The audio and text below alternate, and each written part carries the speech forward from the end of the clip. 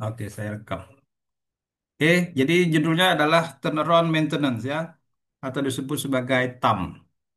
Jadi TAM ini ada di industri-industri berat ya, biasanya di industri petrochemical, misalnya di Chandra Asri sana. Kemudian ada industri pengolahan minyak dan gas, atau industri apa namanya pembangkit listrik gitu ya. Jadi turnaround maintenance ini sifatnya eh, maintenance menyeluruh ya. Jadi pabrik berhenti beroperasi bisa 1 bulan atau 2 bulan bergantung seberapa besar yang akan dilakukan apa namanya perawatan ya. Nah, jadi sifatnya ini adalah project ya. Jadi biasanya pabrik-pabrik besar itu melakukan turnaround itu bisa dalam jangka 3 tahun sekali atau 5 tahun sekali tergantung kondisi pabrik ya. Seperti itu anunya gambarannya. Nah, ini nampak gambar apa nih? Kalian nampak di situ layar kalian ada gambar apa?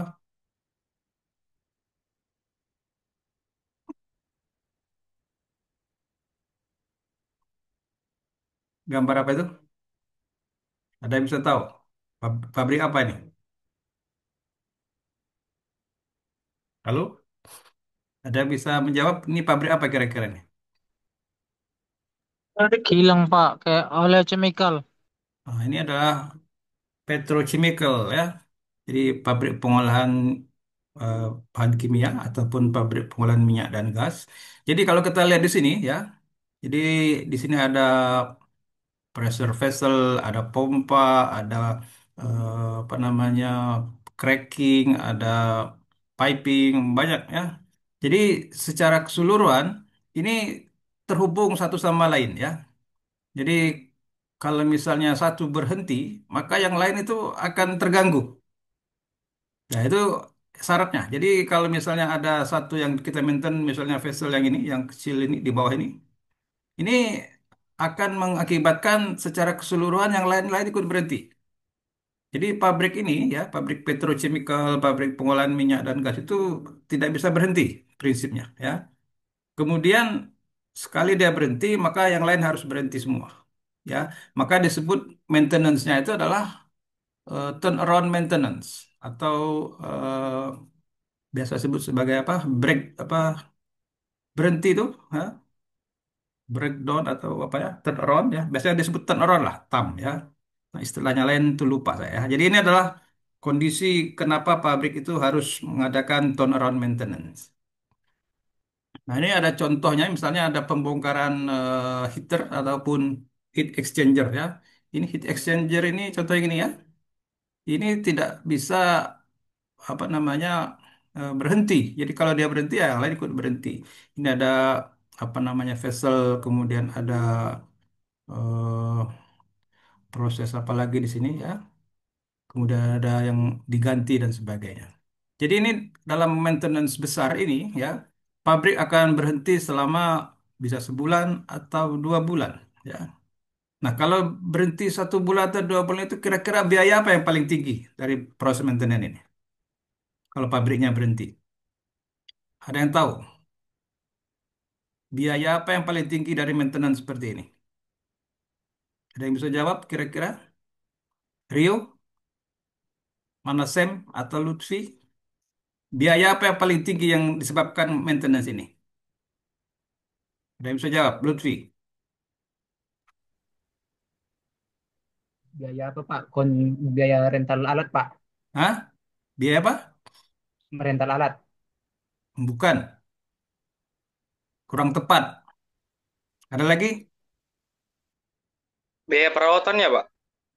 Ya, biaya perawatan ini apa yang paling tinggi komponennya kira-kira? Yang paling besar? Ada yang bisa menjawab? Misalnya pabrik itu satu hari menghasilkan proses produksi misalnya 5 juta dolar. Berhenti misalnya 1 bulan. Kira-kira habis berapa itu?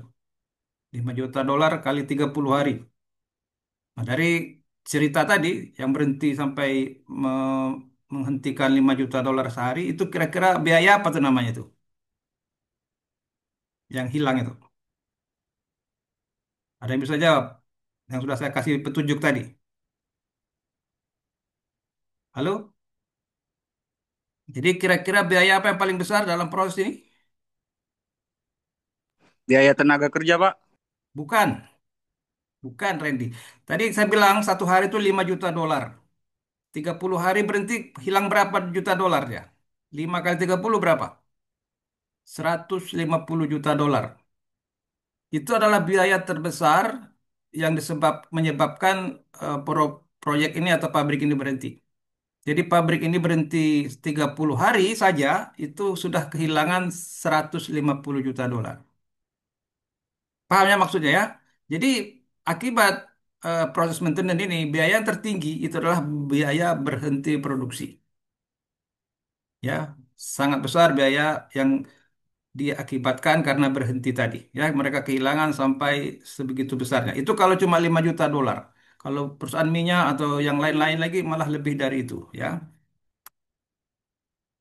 Oke. Jadi semua industri proses ya, seperti yang saya katakan, petrokimia, pembangkit listrik, pemurnian, pabrik baja menggunakan TAM ataupun turnaround maintenance secara teratur. Tujuannya apa? Meningkatkan keandalan aset, melanjutkan integrasi produksi, mengurangi risiko shutdown dan sebagainya. Ya, jadi biayanya sangat besar. Ya, merupakan satu-satunya pemilihan terbesar yang dapat diidentifikasi, berdurasi pendek dan intensitas tinggi dalam beban kerja. Ya, dalam 4 sampai 5 minggu dapat menghasilkan biaya menghabiskan biaya setara dengan anggaran pemeliharaan tahunan. Bayangkan, kerja 4 sampai 5 minggu itu setara dengan biaya maintenance 1 tahun. Jadi besar sekali, ya. Karena proyek ini sangat mahal, ya, sangat mahal, maka biaya langsung dari kehilangan produksi direncanakan dan dilaksanakan dengan hati-hati. Jadi biaya tertinggi tadi apa? Hilangnya apa namanya? Produksi, ya. Kemudian kalau ini berhasil dengan bagus ya, maka manajemen bisa menghemat biaya sangat dramatis ya, bisa apa, berkontribusi langsung terhadap laba perusahaan. Tapi kalau ini terjadi kegagalan ya, ini menghabiskan biaya yang sangat besar. Misalnya proyeknya 4 minggu, ternyata ada hal yang tidak direncanakan dengan baik, bisa molor 6 minggu. Nah, itu bisa cost-nya bisa menjadi double gitu ya. Karena tadi kita katakan produksi berhenti jadi lebih panjang ya. Jadi yang menjadi inti dari pekerjaan ini adalah planning ya. Perencanaan, penjadwalan adalah elemen terpenting. Jadi ini akan memakan biaya yang sangat tinggi, maka planning itu harus betul-betul berjalan dengan sempurna. Ya. Jadi tadi ini objektifnya ya, objektifnya itu meningkatkan throughput ataupun output ya. Misalnya ada mesin yang rusak, ada apa namanya yang sudah uzur, perlu diganti, perlu diganti teknologinya atau perlu diganti apa namanya secara keseluruhan dan sebagainya. Jadi ini tujuannya agar pabrik itu beroperasi dengan aman ya. Jadi biasanya pabrik-pabrik ini ada syarat keamanan dari pemerintah ya. Jadi kondisinya tetap harus beroperasi dalam kondisi aman. Kemudian mencapai output yang terbaik atau yang setelah ditentukan. Kemudian bisa mengurangi biaya rutin nantinya. Ya, kalau ternyata yang sudah rusak-rusak tadi itu dikurangin, artinya biaya rutin akan berkurang. Ya, juga melakukan modifikasi operasi dan sebagainya. Ya, ini adalah objektif dari apa tadi TAM atau shutdown. Ya, di mana pabrik dimatikan secara keseluruhan. Ini contohnya ya, gambar pe- penghentian operasi turbin. Jadi pembangkit listrik ya, turbin pembangkit listrik. Jadi turbin ini kalau misalnya harus berhenti, ini betul-betul tidak bisa beroperasi sama sekali ya. Ya. Jadi pabrik harus segera dihentikan. Dan ini operasi besar, ya, membutuhkan alat-alat yang istilahnya tidak biasa, kemudian tenaga ahli yang banyak, kemudian personal-personalnya, alat pendukungnya, ya.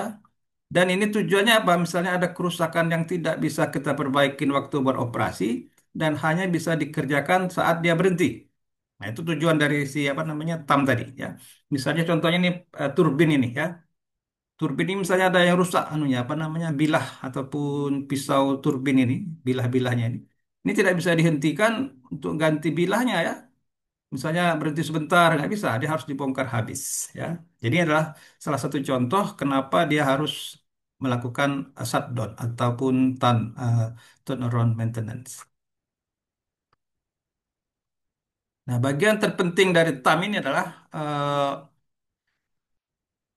berasal dari apa namanya kompleksitasnya. Jadi pabrik ini kompleks ya. Jadi eh, biayanya jadi sangat tinggi, kemudian orang yang terlibat jadi banyak, dan waktunya itu sangat sempit ya.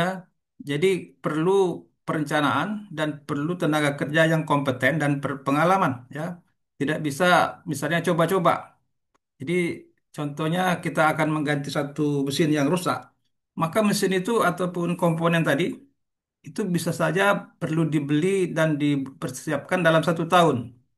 Jadi perencanaan TAM ini ya, ini tidak bisa 1 bulan 2 bulan. Misalnya kita akan melakukan TAM, maka biasanya perencanaan itu bisa 1 tahun lebih ya. Dari perencanaan pembelian, dari perencanaan peralatan, dari perencanaan skenario, dari perencanaan apa namanya inspeksi dan sebagainya. Ya. Jadi ini bagian-bagian penting dari apa TAM itu. Ya. Nah, ini adalah proses anunya ya, step-stepnya. Ya. Jadi dari inisiasi, ya. Jadi proyek-proyek ini disebut sebagai satu proyek besar, ya.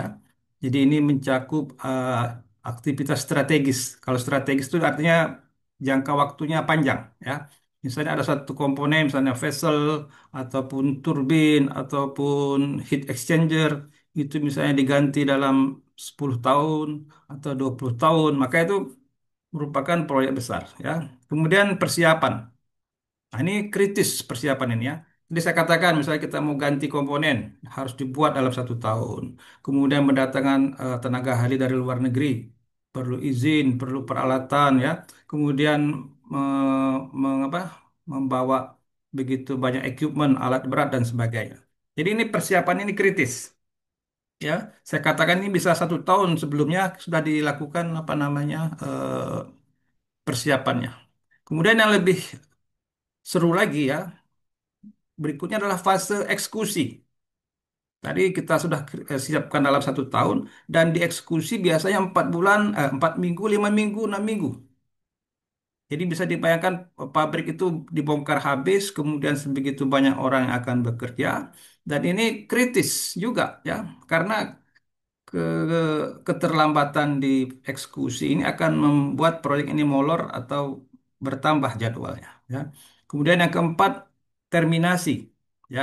Nah, terminasi ini memastikan ya semua yang sudah direncanakan itu sudah dipenuhi dari segi quality, dari segi instalasi, dari segi testing dan sebagainya sudah memuaskan sehingga dikatakan bahwa pabrik siap dihidupkan kembali. Nah, ini eh, tahapan-tahapan dari proses TAM. Ada 4 tahapan ya.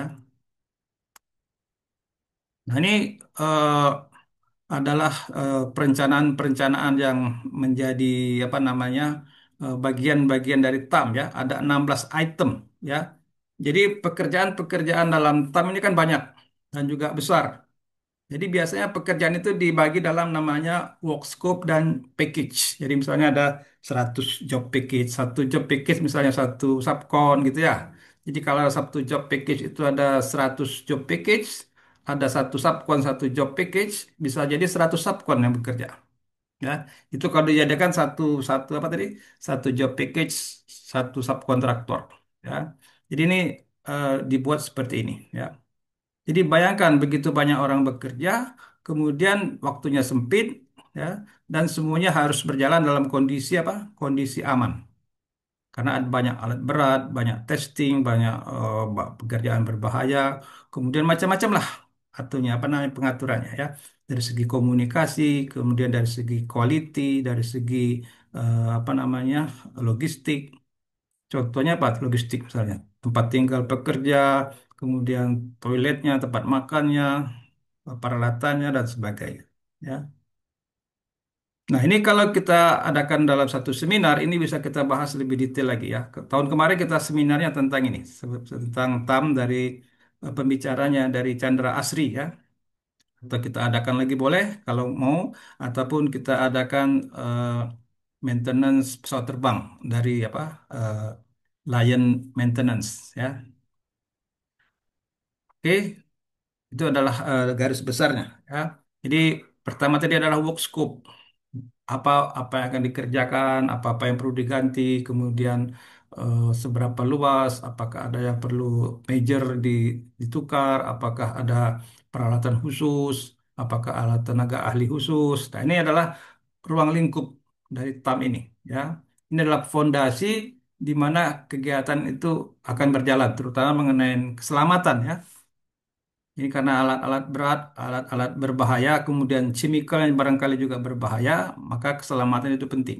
Kemudian dari kualitas pekerjaan, ya, dari segi apa namanya welding, dari segi NDT, dari segi testing dan sebagainya, dan juga durasi ataupun waktunya, ya.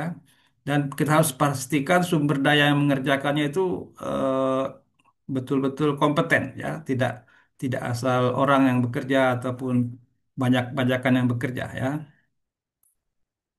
Nah, ini work package-nya. Tadi saya katakan ya, work package itu bisa dikerjakan satu satu subcon, satu work package, atau satu subcon cuma dapat dua atau tiga work package ya. Jadi anunya apa namanya detailnya ya, apa pekerjaannya, berapa pekerjanya, apa prosedurnya, apa alat-alatnya, kemudian apa saja izin kerjanya, gambar-gambarnya, vendor-vendornya, kapan dikerjakan, kemudian mengenai safety, kemudian mengenai alat perlindungan pekerjaan dan harus segera ditentukan ya. Jadi masing-masing web package itu spesifik ya. Misalnya pergantian bejana tekan atau pergantian pipa atau melakukan pengecatan atau melakukan apa namanya pembongkaran heat exchanger dan sebagainya ya. Masing-masing web package itu punya apa namanya kekhususan tersendiri. Jadi tidak semua pekerjaan itu sama ininya ya. Lain-lain atau ada juga work package untuk apa? Pekerjaan di tempat yang tinggi gitu ya. Atau work package untuk scaffolding dan sebagainya. Nah, untuk memastikan pekerjaan ini berjalan dengan apa? Lancar ya, maka harus ada persiapan mengenai pengadaan barang. Ya, seperti saya katakan tadi ada namanya prefabricated work. Misalnya kita mau ganti simpelnya ada beberapa bagian pipa mau diganti, misalnya sudah berkarat kan, harus dibuat lagi pipanya itu. Bisa saja membuat sistem pipanya itu perlu 1 tahun, atau ada vessel yang sudah keropos, atau tadi ada heat exchanger yang sudah harus diganti bagian dalamnya. Jadi ini ada namanya prefabricated, ya. Kemudian apa teknologi yang diperlukan, ini juga harus di apa namanya, di procure atau dibeli atau disiapkan gitu ya. Kemudian wakil-wakil vendor, tenaga ahlinya, ataupun servis dan peralatannya. Ini bagian dari procurement ya, bagian dari persiapan pengadaan barang dan suku cadang ya. Misalnya butuh lead time ada yang 1 tahun, ada yang 2 tahun ya. Ini harus betul-betul disiapkan. Jangan sampai pabrik sudah berhenti, barang yang mau diganti atau mau diperbaikin tidak siap. Nah, ini bisa menghambat proses eksekusi ya. Nah, kontraktor ya, kontraktor juga harus kita seleksi betul-betul. Misalnya kontraktor inspeksi, itu skillnya udah harus ditentukan ya. Kemudian pengalamannya, kemudian cost-nya berapa, kemudian bagaimana melakukan kontrolnya ya. Ini sangat penting memastikan kontraktor itu bisa bekerja sesuai dengan work work package-nya ya. Satu sebagai praktek ya, sebagai contoh, satu orang yang berpengalaman itu bisa mengawasin apa mem- bisa mengawasin 10 sampai 15 kontraktor. Ya, kalau misalnya kita punya proyek ini, kita ada superintendent atau ada koordinator dan sebagainya. Nah, ini adalah time planningnya dari segi apa namanya pengerjaannya ya. Pertama kita mulai dengan shutdown. Nah, ini shutdown ini pekerjaan yang kritis ya. Kalau pabrik itu shutdown, itu harus betul-betul persiapannya luar biasa ya. Kemudian apa namanya, yang mana yang harus dikerjakan lebih dulu, schedule dan sebagainya. Jadi ini bagian dari satu proyek yang penting ya. Dari shutdown kemudian start up lagi. Nah, ini organisasinya juga eh, khusus ya, dia tidak mengikuti organisasi dari pabrik ataupun dari perusahaan ya. Jadi TAM ini punya organisasi khusus yang dibentuk untuk melakukan shutdown ya. Jadi bisa saja anggota itu dari personel pabrik atau personel TAM yang didatangkan atau personel teknis yang dipanggil atau juga kontraktor luar yang punya keterampilan tertentu. Jadi anggotanya macam-macam ya, dari anggota pabriknya, dari anggota tenaga ahli dari pihak luar, dari vendor, dari apa namanya kontraktor dan sebagainya. Jadi ini eh, satu proyek besar yang diorganisasi oleh owner untuk memastikan TAM ini berjalan dengan baik sesuai dengan planning ya. Kemudian logistik. Nah, jadi logistik ini yang sederhana misalnya dari tempat makannya, tempat tinggalnya. Jadi contohnya begini ya, udah kasih di gambarnya ya. Ah nih ya. Jadi jangan sampai ya, misalnya tempat makan itu jauh dari pekerjaan. Jadi jangan sampai orang tuh habis waktunya misalnya untuk pergi makan, bolak-balik makan 2 jam. Nah, ini kan habis. Sedangkan waktu istirahat cuma setengah jam. Jadi tempat makan harus disediakan. Misalnya juga tempat sholat pekerja, ini kan ribuan ataupun ratusan pekerja yang akan didatangkan. Ataupun tempat office, ataupun gudang, ya. Jadi sifatnya kan semua temporer tuh. Jadi tujuannya apa? Agar pekerjaan ini berjalan dengan apa namanya cepat. Ya, contohnya tadi ke toilet. Misalnya toiletnya itu jauh gitu ya, sehingga orang kalau ke toilet itu susah. Nah, ini juga bagian dari logistik ya. Apalagi misalnya alat berat, kemudian penempatan apa namanya eh, komponen-komponen material. Nah, ini harus sesuai dengan planning. Jangan sampai alat berat tidak sesuai dengan posisi misalnya.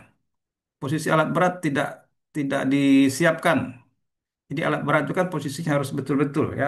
Misalnya kren besar ataupun alat angkat yang besar. Jadi ini dari segi logistik ini harus betul-betul dari segi persiapan untuk support orang, support barang, support lalu lintas, support safety dan sebagainya ya. Ini harus direncanakan dengan baik. Kemudian budget. Nah, ini tadi sudah dikatakan budget itu sangat besar ya. Jadi ini betul-betul harus apa namanya di planning dengan baik ya.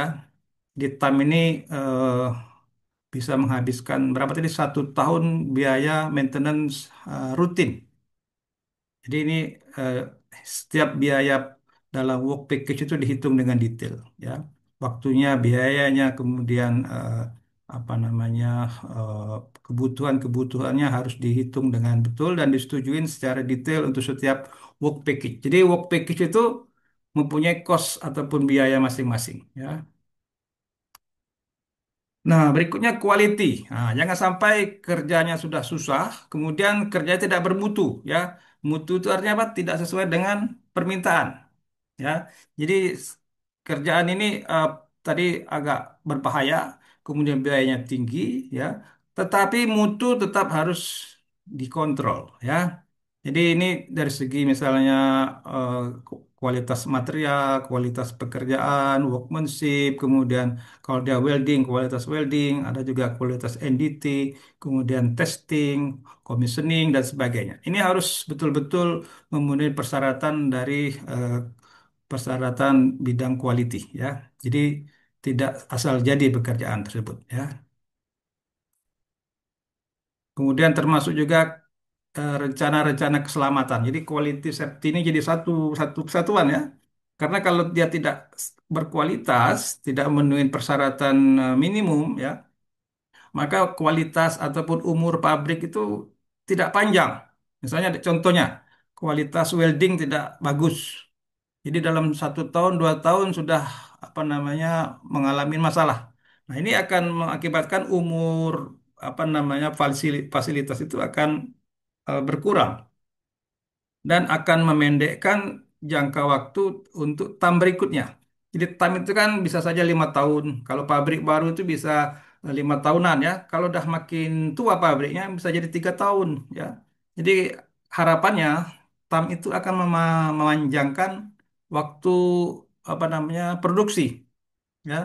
Misalnya pabrik itu diperkirakan umurnya tinggal 5 tahun. Tapi dengan TAM, dengan adanya shutdown tadi, diharapkan umur pabrik bisa bertambah jadi 10 tahun. Nah ini yang dikatakan impact dari quality tadi. Dan safety ya, ini juga mengikuti ya. Jangan sampai banyak kejadian yang berbahaya atau tidak selamat selama proses pengerjaan. Oke, nah, ini contoh-contoh yang mengenai rutinitas yang memerlukan safety ya. Contohnya ada work permit, ada work environment, ada test specification, dan sebagainya. Skema-skema untuk memantau safety bisa saja daily safety, kemudian ada unsafe act, unsafe condition, housekeeping, dan macam-macam. Jadi safety-nya itu intens sekali dalam proyek TAM ini ya. Kemudian masalah komunikasi. Nah, ini sangat penting komunikasi ini. Memastikan semua berjalan lancar ya. Ini adalah tahapan ataupun prosedur-prosedur komunikasi ya. Kalian bisa baca nanti dan kalian pelajarin ya. Kemudian tadi eksekusi. Nah, ini ya. Eksekusi itu berjalan 24 jam ya. Jadi time ini non-stop. Non-stop bisa 5 minggu, non-stop 6 minggu. Jadi harus mengikuti proses eksekusi yang meliputi berikut ini ya. Kapan dia shutdown, kemana penggantian shiftnya, bagaimana pengadilan biaya, apa dilaporkan, dan seterusnya. Karena ini harus dilaporkan setiap hari gitu ya. Jadi setiap shift ada laporan, kemudian setiap hari harus dibahas untuk memastikan kita itu mencapai target apa namanya tertentu ya. Jadi harus dipantau terus-menerus. Kemudian report. Nah, ini setelah selesai, kita harus pastikan reportnya itu lengkap ya dari segi apa namanya policy kemudian safety quality semuanya harus direportkan ya kemudian harus langsung diukur kinerjanya ya apakah ada yang celaka apakah ada kasus quality yang tidak memenuhi apakah harus diperpanjang apakah harus bisa dibuat lebih cepat apakah ada isu-isu apa namanya mengenai ketidaksesuaian dengan persyaratan undang-undang dan sebagainya. Nah, ini di close dan direpotkan ya. Sehingga kalau ini sudah selesai, maka ini dikatakan proyek bisa di apa? Ditutup dan pabrik bisa dihidupkan kembali. Nah, ini ya report-report yang harus di apa namanya diadakan ya. Oke. Jadi di sini kalau kita lihat dari skema ini shutdown di sini ada di sini ya. Shutdown bisa masuk ke breakdown ya. Shutdown masuk ke tadi TAM. Jadi bagian dari shutdown maintenance ya. Itu bagian dari preventif sebenarnya. Oke. Nah, ini ada tugasnya ya. Kemarin sudah saya sampaikan. Kalian kerjakan tugas ini ya.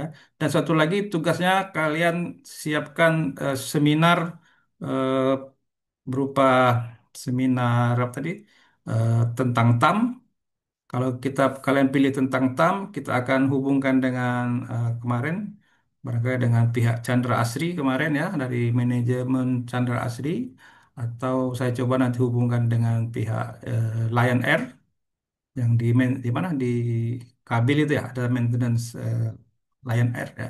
Jadi silakan dipilih atau bisa kita buat eh, online atau offline atau kita buat kedua-duanya ya. Oke, gimana kira-kira? Ada pertanyaan?